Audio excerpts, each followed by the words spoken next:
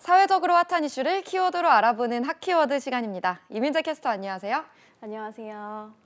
네, 우리나라는 현재 빠른 속도로 초고령 사회를 향해 가고 있는데요. 은퇴한 뒤 경제적인 여유를 갖고 사는 사람은 얼마나 될까요? 대부분 노후 준비가 부족하다 보니까 빈곤은 높아지고 결국 극단적인 선택을 하는 노령 인구도 늘어나면서 사회적인 대책이 필요한 상황입니다. 핫키워드에서 짚어보겠습니다. 노후 준비의 중요성을 모두가 알면서도 사실 현실적인 어려움으로 제대로 준비하는 분들은 얼마 되지 않는 것 같아요. 네, 맞습니다. 통계청 조사를 통해서도 이런 흐름은 뚜렷하게 나타나는데요. 65세 이상 고령자 가운데 노후 준비가 돼 있거나 하는 비중은 56.7%에 그쳤습니다. 반대로 노후 준비를 하지 않은 비중은 43.3%나 됐는데요.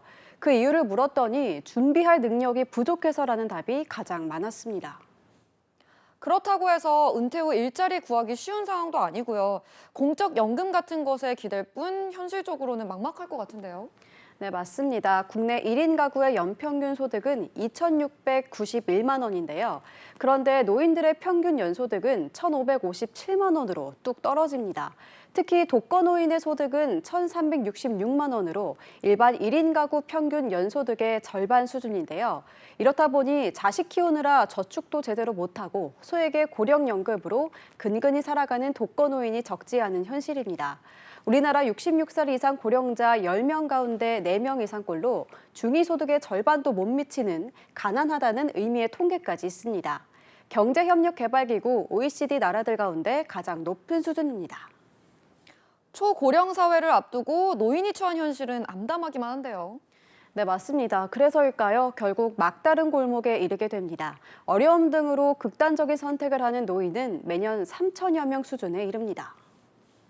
네, 굉장히 높은 수준인데 다른 나라의 경우 어떤가요?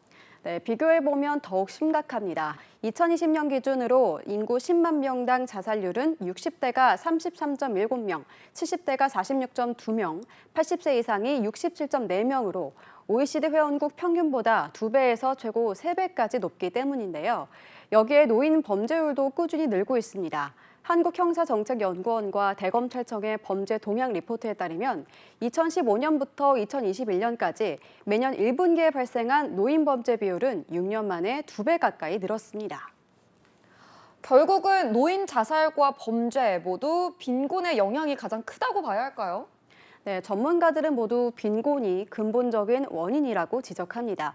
의식주 해결이 어렵다 보니까 장발장처럼 노인 소액 절도가 늘고 이렇게도 버티지 못한 노인들이 우울감을 견디지 못해서 극단적인 선택으로 이어지는 건데요. 경제적인 문제뿐만 아니라 이런 사안까지 종합적인 관점에서 대책이 마련돼야겠습니다. 사실 이런 우울증 세대를 불문하고 요즘 겪는 고통 중 하나인데요.